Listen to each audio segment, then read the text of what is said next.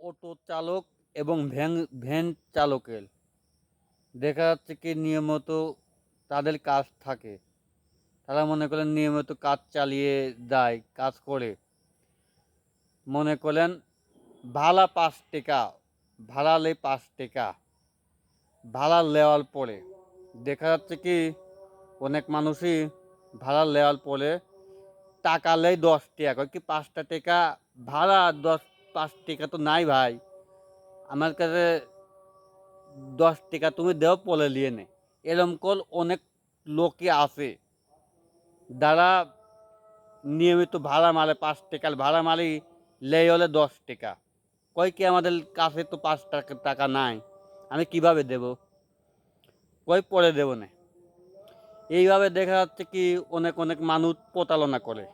প্রতারণার শিকার হয়তো অনেক মানুষই এরকমভাবে হচ্ছে আমি দেখেছি। আমার ক্ষেত্রেও হয়েছে, এজন্য আমি বলতেছি। অনেকভাবে আপনার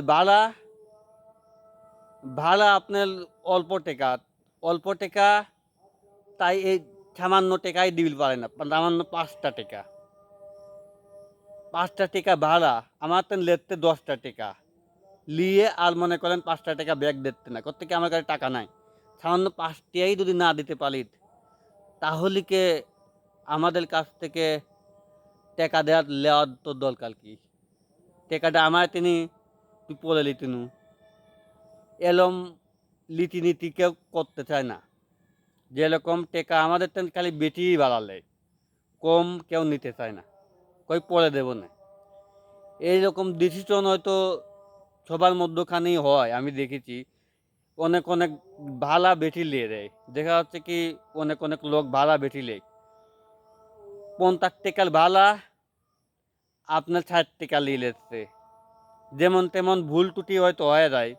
এরকমভাবে করলেও অনেক অটোওয়ালা, সিএনজিওয়ালা দেখা যাচ্ছে মনের ভুলে টাকাটা দিয়ে দেয়।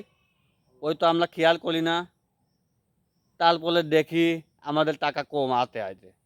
এরকম করে হয়, আমি দেখেছি।